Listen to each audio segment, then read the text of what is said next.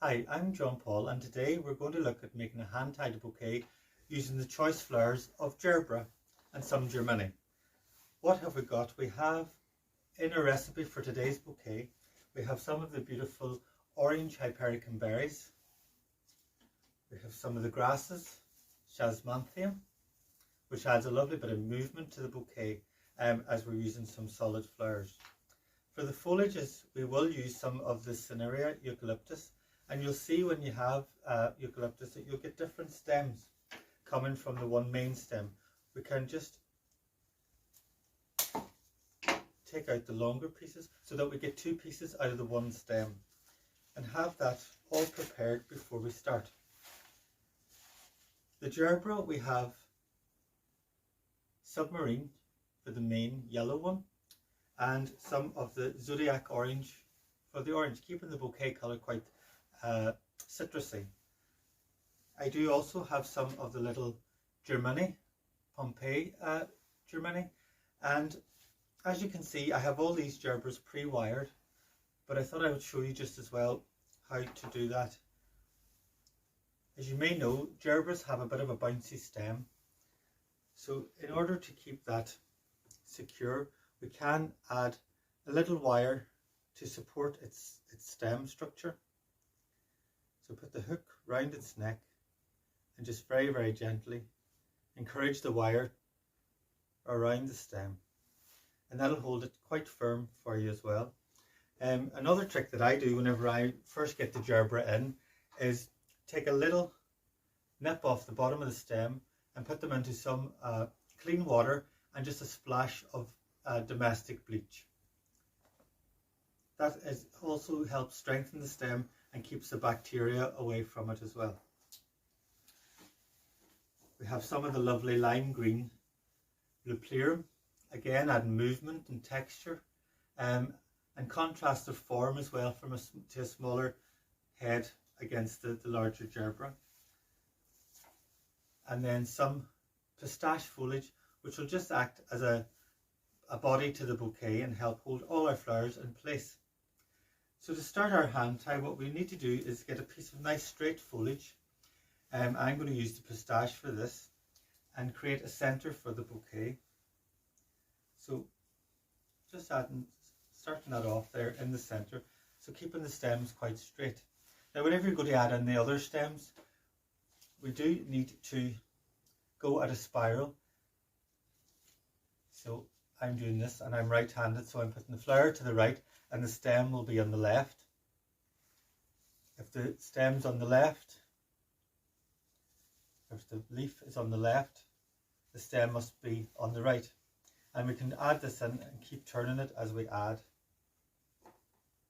So we'll just start adding the flowers in, and we'll start with the yellow and orange gerbera.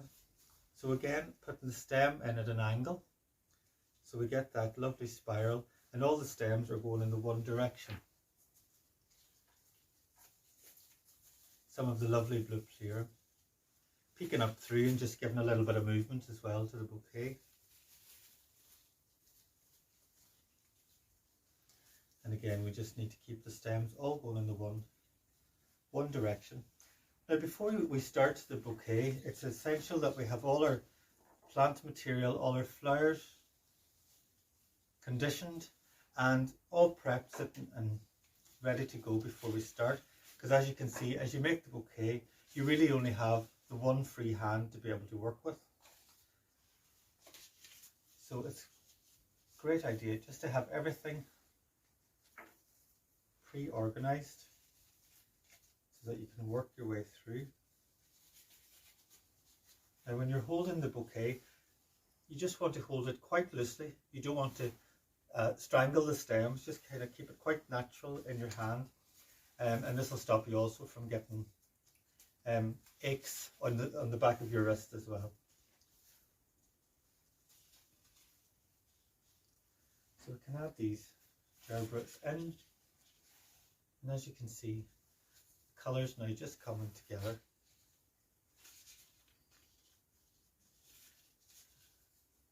And the more you add in, the more comfortable it'll be to hold.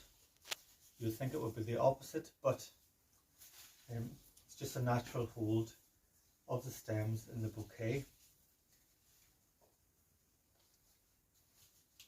And just as you can see, the bottom of the bouquet, keep that quite spiral, nice and clean and nice and sharp.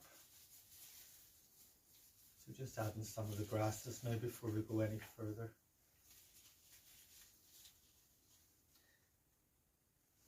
Now we can adjust the bouquet, and whenever I do that I tend to do it from the bottom so that we're not handling the heads of the flowers too much and damaging. It's nice to have the bouquet, especially if you're using all the round form of the gerbera and the germani. It's just nice to have the flowers at different levels, and it just makes the bouquet that wee bit more interesting. Otherwise you will end up with a bouquet that will be quite flat and very solid around. So different shapes as well, so you get the different shapes and different forms with the berries and the germani, and also the blueplerum and the grasses. So I think we need to go in here, and you can still add to the center of the bouquet once you've worked out, and that's why you just need to keep your hand quite relaxed, and the stem will just find its own way there.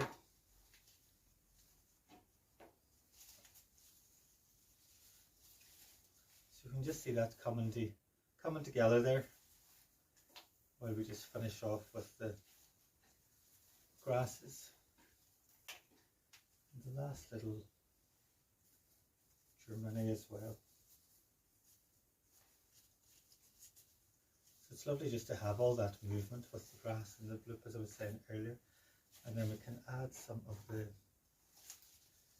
eucalyptus to the outside of the bouquet, and you get the lovely smell of the eucalyptus as well, which is lovely and fragrant.